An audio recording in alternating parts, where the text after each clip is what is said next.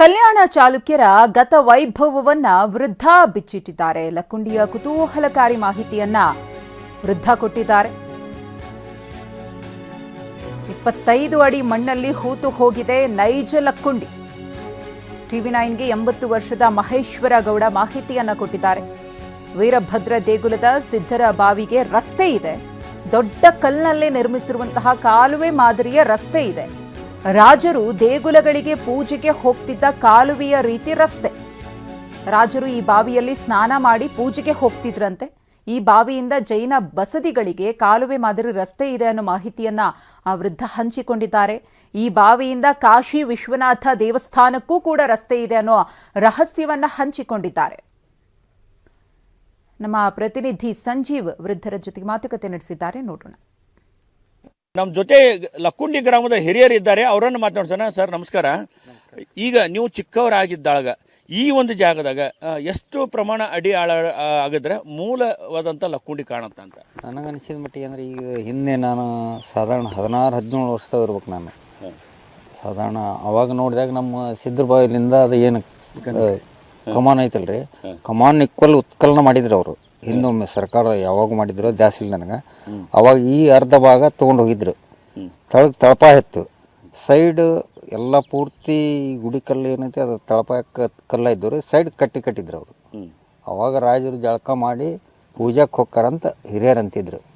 ನಮ್ಮ ಗುರಪ್ಪಜ್ಜ ಇಟಿ ಅವರು ಬಡಿಗೆರ್ ಕಳಪಜ್ಜ ಅಂತ ಇದ್ರಿ. ಅವ್ರು ಇಲ್ಲೆಲ್ಲೇ ಕುಲ್ಮೆ ಹಾಕ್ತಿದ್ರಂತ.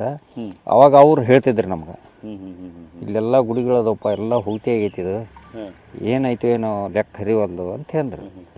ಈಗ ಎಷ್ಟು ಆಳ ಈ ಲಕ್ಕುಂಡಿ ಹುಗ್ತಿ ಅದ, ಎಷ್ಟು ಮುಚ್ಚ ಹೋಗ್ಯದ ಅಂತ ಮಣ್ಣು? ಸಾಧಾರಣ 15-20 ಫೂಟ್ ಒಳಗಡೆ ಹೋಗ್ಬೇಕ್ರಿ ಇದು. ಹೌದಾ? ಅಂದ್ರೆ ಊರಿನಲ್ಲಿ ಹತ್ತಂದು ನಮ್ಮ ವಿಚಾರ ಇದು. ನನ್ನ ತಿಳುವಳಿಕೆ ಮಟ್ಟಿಗೆ ಅಂದ್ರೆ ಒಂದು 10 ಫೂಟ್ ಹೂತಿ ಆಗಿದ್ದು ನನಗೆ ಗೊತ್ತೈತಿ. ನಮ್ಮ ಮನೆ ಕಟ್ಟಬೇಕಾದ್ರೆ 15 ಫೂಟ್ ಹೂತಿ ಮಾಡೀವಿ ನಾವು.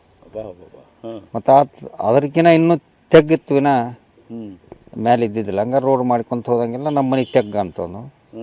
ಈ ಹೈಸ್ಕೂಲ್ ಕಟ್ಟು ಮುಂದೆ ಕಂಡಾಪಟ್ಟಿ ತೆಗ್ಗಿತ್ರಿ. ಅದನ್ನ ಹೂಗ್ತಿ ಮಾಡ್ಕೊಂತ ಈಗ ಅದನ್ನು ಡೆಮಾಲೇಷನ್ ಮಾಡಿದ್ರು. ಈ 15-20 ಫೂಟ್ ಹೋಗದ ನಮಗೇನು ಊರಿನಲ್ಲಿ ಲಕ್ಕುಂಡಿ ಹತ್ತೋದ ಇಲ್ಲ ನಮಗೆ. ತಳಪ ಇದ್ದಾಗ ನೀವು ಚಿಕ್ಕವರಿದ್ದಾಗ ತಳಪ ಯಾವ ರೀತಿ ಇತ್ತು ನೋಡಕ್ಕೆ? ಕಲ್ಲು ರೀ, ಗುಡಿ ಕಲ್ಲು ಸಪಾಟ ಅದಾವಲ್ರಿ, ಹಂಗೆ ಹೊಂಚಿದ್ರು ಅದನ್ನ ಕಾಲುವೆ ಥರ. ಅದು ಮಗ್ಳು ಸೈಡ್ ಕಟ್ಟಿದ್ರು. ನೀವೇನು ಮಾಡ್ತಿದ್ರಿ ಆ ಸಂದರ್ಭದಲ್ಲಿ? ನೀವು ಕೂಡ ಇಲ್ಲಿ ಬಾವಿ ಒಳಗೆ ಸ್ನಾನಕ್ಕೆ ಬರ್ತಿದ್ರಿ? ಈಶಾಡ್ತಿದ್ದು ಬರ್ರಿ, ಈಶಾಡ್ತಿದ್ದಿಲ್ರಿ ಅವಾಗ. ಇತ್ತಿತ್ತಲಾಗಿ ಈಶಾಡಕತ್ತಿದ್ರು. ಮೊದಲ ಒಂದು 20 ಹಳ್ಳಿಗೆ ನೀರು ಸಪ್ಲೈ ಮಾಡಿದ್ರಿ ಇದು ಬಾವಿ. ಬರಗಾಲದಾಗ ರೀ ಹಳ್ಳಿಗುಡಿ ತಿಮ್ಮಾಪುರ ಅಪ್ ಟು ಮಾನಾಪುರ ಮಟನೂ ನೀರು ಹೋದಾರ ಟ್ಯಾಂಕರಲ್ಲಿ. ಗೊತ್ತೈತಿ ನನಗೆ. ಅಂದ್ರೆ ಎಂಥ ಬರಗಾಲ ಬಿದ್ದರೂ ಕೂಡ ಈ ಬಾವಿ ಬತ್ತಂಗಿಲ್ಲ, ಬತ್ತಿದ್ದಿಲ್ಲ.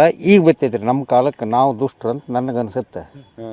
ಈಗಿನ ಮಂದಿ ಎಲ್ಲ ದುಷ್ಟ್ರಂತ ನನಗನ್ಸುತ್ತೆ ರೀ. ಯಾಕೆ ನೀರು ನಿಸರ್ಗನ ಬರಿದಾಕತ್ತಲ್ರಿ.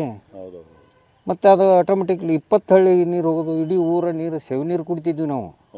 ಈಗಿನ್ನ ಶಕ್ತಿ ರಹಿತ ನೀರು ಬರಕತ್ತಿದ್ವಿ. ಶಕ್ತಿನೇ ಇಲ್ಲ ನೀರಿನಾಗ.